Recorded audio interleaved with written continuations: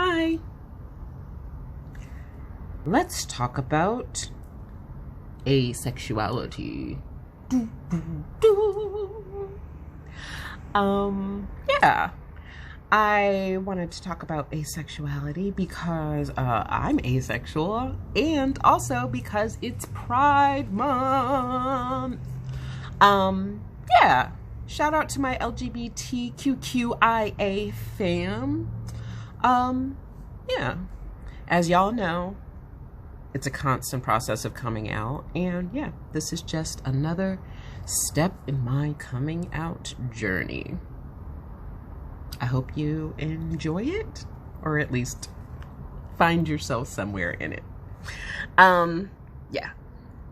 So yeah, I wanted to talk about asexuality, what it is, and also my personal story.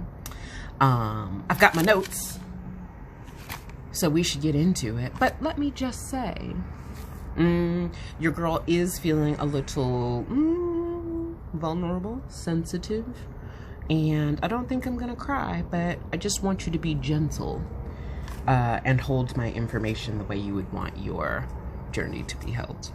Just say that. So yeah, asexuality, what is it? Well, you should Google it. And also, my take on asexuality is that it's in contrast to allosexuality. What is allosexuality? Well, allosexuals are basically you and everyone you know. The majority of the people that experience sexual desire of some sort for other folks are allosexual. In contrast to that are people that are asexual, that don't really feel desire for other folks.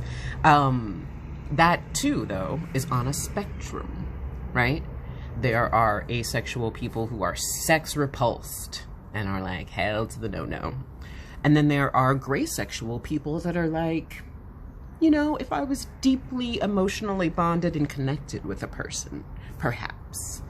So yeah, everything is a spectrum. Where do I find myself within that spectrum? I feel like closer to the first end. Not sex repulsed, but not very often have I experienced any sort of sexual desire, whether I was emotionally connected or not. And yeah, most specifically, and this is where learning from different communities is an interesting thing. I identify specifically as a pan-romantic, asexual-ish person. And asexuals have a lot to teach you about divorcing romanticism from sexuality. The two need not to go together. Learning new things all the time, y'all. Anyway, so yeah, that's my definition, but then also what's my experience been? Well, I would sum up my asexual experience in sort of 3 eras. I feel like there's the pre-sex era, the having sex as a young person era, and then the post-documentary era. So yeah, let's talk about it. Before I had sex, I was obsessed with sex.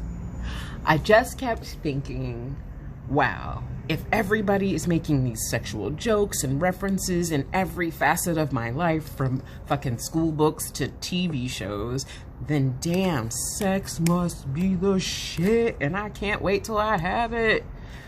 And I just thought so many questions would be answered. I would get so many references. I would finally be in on it, so to speak. That was not the case. That was absolutely not the case. And I definitely remember after having sex for the first time, just sitting there in shock. And I just remember thinking, how did I feel about that? How did I feel about it? Did I like that? Was there any part of it that I liked? Did I feel turned on, desirous? And I don't think that I did. But I remember just thinking about it for the longest time and wondering if I had done it wrong. And then, yeah, I convinced myself that I had done it wrong and that I needed a bigger sample size. So I just started having lots and lots and lots of sex across the genders, across ethnicities, across geographical regions, yeah, across age groups. I just wanted to get my numbers up because I just kept thinking, oh, I can't base my opinion of sex on such a small sample size. And also the ways in which, like, folks would not listen and gaslighted me about my sexual feelings, in that I would say, oh, I don't really much like this particular sex act or this sexual position or whatever, and they'd always come back with some version of, oh, you haven't done it right yet, right?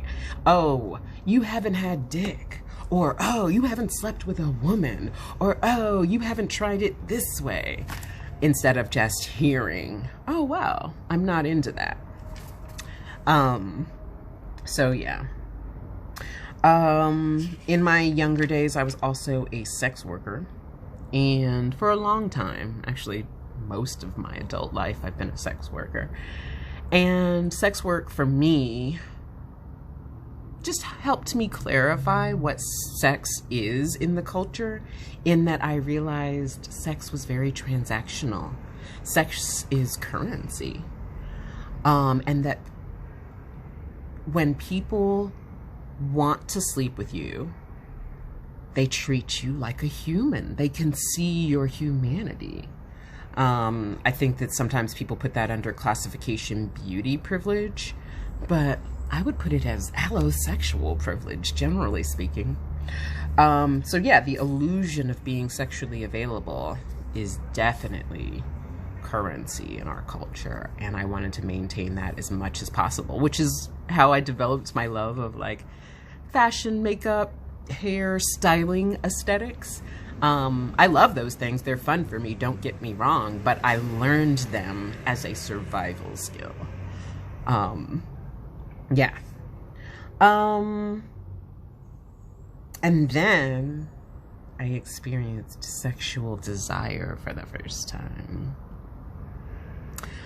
I get it. I absolutely get it now. Why people make these foolish ass decisions based on sexual relationships. Why people are just like, I don't know. I would say people are obsessed with sex.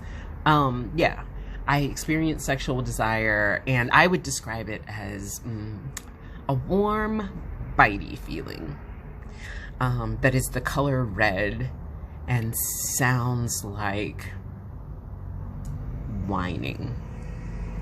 That's what sexual desire feels like to me, but I'd be curious about what it is for you, especially if you are an allosexual person. Weigh in. What even is sexual desire? And so I thought, oh wow, this is it, finally I'm experiencing it, I'm doing it. And then yeah, that relationship ended, and I realized, oh, actually I only feel sexual about that one person. I'm not normal now. And then, right on time, Netflix saved me. There's a documentary, I don't know if it's still there, but it's called Asexual, and it gave me the language for the very first time to describe the lack of sexual desire that I felt in life. And I for sure cried, and I for sure felt affirmed and less broken. Yeah. And so that's my asexual journey summed up in a quick little video. But yeah, I'm also curious about your relationship to asexuality. Do you know any asexual people or aromantic people? Are you yourself asexual or aromantic? And how long did it take you to come out or find out or admit it to yourself? Yeah, that's my asexual story. Thanks for watching it. I love you.